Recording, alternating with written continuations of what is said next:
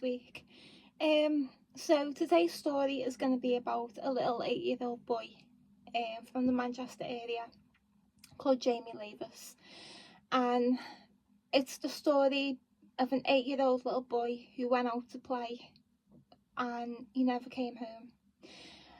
To add insult to injury, the man responsible for raping and murdering this little baby boy infiltrated himself into the family like a little snake, and he just obliterated this family from the inside. So this is the story of Jamie Lavis. If you see me looking, it's because I'm reading my notes. So it was May the 5th in 1997, and like I said, this little boy, he went out to play and he never came home. And his mum knew as soon as it started to get dark that there was something seriously wrong. And before this disappearance, Jamie had been seen on the local bus, local Manchester bus, that was driven by a man called Darren Vickers. Now, a couple of days after the disappearance, Darren Vickers actually came forward and knocked on the Lavis family's house and said, "Look, I feel terrible. He was on my bus. I seen him last, and I want to help. I want to help search." And he did. He organised like search parties. He became the family's spokesperson. He was speaking to the press. He was speaking to the police. And Jamie's parents, Karen and John, they were both equally used and abused by Darren Vickers, in a way that I've not seen before with any other case. Now, I'm aware that there's banging next door. I apologise. So, Jamie, like I said, is an 8-year-old little boy, and he's described by his family and people who knew him as being a very loving little boy. He was really funny, he was really cheeky, but in a nice way. He was boisterous, like a lot of little boys, and he was described as being sweet, a lovable little rogue, just a proper little character that was just full of personality, but really loving as well. Like always giving his mum hugs and kisses. He was very given with his love to his family. His family said that he melted people's hearts with his smile. And in a documentary I watched, his sister actually tells the story of a Mother's Day where little Jamie brings home this big massive crate of milk, like sterilised milk, I think she said it was, that he'd obviously robbed, and he dragged it back to his mum, and he said, happy Mother's Day, Mum. And they had milk for weeks, which I just thought was just on one hand, you know, he's a little nutter for robbing it, but on the other hand, you know, he's so sweet that he wanted to give his mum a present, which I just thought was so, what a nice memory. Now, Jamie was the middle of 5 kids, and, you know, 1997, I was 10. Back then, I mean, his family seems pretty much like my family, just a normal working class family. And, you know, kids back then, we were out all the time, playing games, being with our mates. If some of us had bikes, riding bikes, but then not all of, certainly in my friend group, we didn't all have a bike. You know, it was a very deprived area, and, you know, we'd play a lot of football and stuff, and his family and siblings and his home life kind of seemed like that, where he'd be out playing a lot. Because back then we didn't have like computers, and you know, we weren't all glued to technology the way kids are these days. One thing that really got Karen worried on May the 5th when he didn't come home was Jamie was scared of the dark. And by 8 o'clock, it was starting to go dark and he hadn't been home for his tea. But his dad, John, had just got home from work, and Karen said, Jamie hasn't come home. And John was like, you know, it'll be okay, he's probably just with a friend, or he's probably in this house and that house. By 10 o'clock, they phoned the police. And by then, everyone was panicked and everyone knew, like, he had a pattern, you know, and he weren't home. So they knew something had happened to him. Now, earlier that day on May the 5th, Jamie had been playing with his older brother John. Just in the morning time, I think it was, just outside like local supermarket or the local shops. And after that, another thing about Jamie was he loved travelling around on the buses. He must have had some sort of pass, and he'd just travel on the buses, sometimes all day long, every day. And the police were conducting the searches for him, and information came forward that Jamie had actually been on the number 219 bus that day about 10:30 in the morning. And the police checked the CCTV and they confirmed that he'd stayed on that bus for most of the day. But then after that, he vanished without a trace. Now, the little bus driver of the 219 bus was Darren Vickers, the man who knocked at the family's home and said, I seen Jamie that day.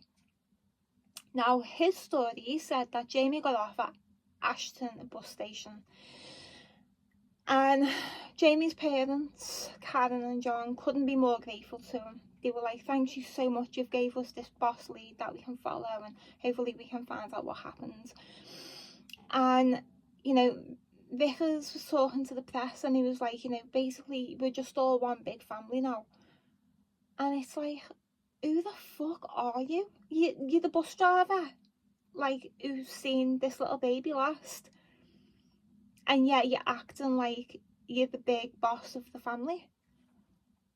Oh, I kind of remember, I mean, like I said, I was young, but I do kind of remember seeing it on the news. Now, he kind of took over John's role, John the dad, as like the man of the house, because obviously, you know, John's 8-year-old son is missing and they were falling apart. I can imagine, you know, you're not eating, you're not sleeping, you're wrecked with, you know, as soon as you close your eyes, you're probably imagining the worst, and then when you're awake, you're imagining the worst. I can't imagine what these families go through. So, Darren Vickers actually somehow ends up moving into the house, into Karen and John's house with them. Now, he took a special interest in John, which is Jamie's older brother. I think he's older by like a year or two. But they looked very alike and they were very close. And, you know, Darren Vickers he bought him a bike, which is massive when you come from a family where, you know, money is really tight. You know, to be bought a bike, bikes are really expensive. He was buying them new trainees, but, you know, I mean, obviously there's 5 kids, Jamie's missing, so there's 4 kids. But he's singling one out, buying them trainees, buying them a bike, giving them special attention, taking them on the buses. But the other 3, nothing. Classic grooming. This scared the police, because the police by now were thinking that, you know, this was so dodgy, and they thought he was the suspect. So they actually done a background check, and it came back that Darren Vickers was a paedophile. and he was arrested on the 24th of May. So this is like 19 days later. So he moved into the family really quick. But they had to release him without charge. There was no evidence that he'd done anything new. And weirdly enough, he moved straight back in with the Lavis family, because the Lavis family didn't believe what the police were telling, what the police were saying about him. They thought they were lying, and they kind of held Darren Vickers up as some sort of like hero and saviour, like he'd come into the home and he was helping them. And it's just so grotesque, it's just bizarre. So on the 14th of July, Darren Vickers calls a radio station, and it actually turns out that Jamie ended up in Darren Vickers' car after the bus station. Remember, I said that Darren Vickers had initially said he got off at Ashton bus station. Well, it turns out that was a lie, because he's a liar. And he actually ended up in Darren Vickers' car after the bus station, and then Darren Vickers said I dropped him off at home because it was getting late, and he didn't want Jamie to get into trouble for being late. So he said, yeah, get in my car and I'll give you the lift home. And Jamie was like, okay. But then after that, poof, don't know what happened, don't know where he went. Darren Vickers was really caught in the press. Like, he was given so many interviews, so many stories. But with the police, he was number one suspect. And they had to be careful what they told the family, because they knew the family were kind of against the police and all for Darren Vickers. And the police actually found that he had a number of outstanding driving offences. So this allowed them in the September to actually arrest him, and he was sentenced to 10 weeks in prison, which gave the police time. Now, like I said, the police thought that he'd done something, and the police still didn't have a lead on. By this time, they thought that it was a murder case, but they had no idea where the body was. By the 14th of October, they had enough circumstantial evidence to charge Vickers with abduction, but they didn't have nothing for murder. By now, the family realised that, you know, Darren Vickers was guilty of something, and they also realised that Jamie was never coming home. On the 23rd of October, reports started to come in that Darren Vickers had been to a park called Reddish Vale. So the search teams moved in with dogs, and it turned out that Darren Vickers in total had brought 4 kids there. 2 of them he'd brought in the middle of the night, like nearly midnight, a little boy and a little girl. And he held a picture of Jamie, and then he pointed into the woods and said, look, there's Jamie, let's go. And he wanted the little boy and the little girl to follow him into like the woods area.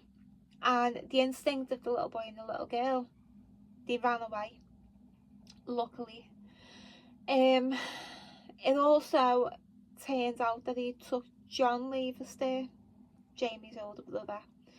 And while there, he gave John like ciggies and stuff, and he told John, this is where your Jamie is, and if you don't behave yourself, you'll end up here too. Now, we don't know if Darren Vickers actually done anything to John. That's not being disclosed, which is absolutely fine. Now, while they were searching, they found a pair of tracksuit bottoms that belonged to Jamie. It's what he was wearing the day he went missing. And they found a jawbone. And then pretty soon, most of his body had been found. Unfortunately, not all of his body parts were found. which is really sad. This is an 8-year-old little boy. And 27-year-old Darren Vickers was charged with his murder. Now, on the 19th of June 1998, Jamie is finally laid to rest, and they have a funeral for him.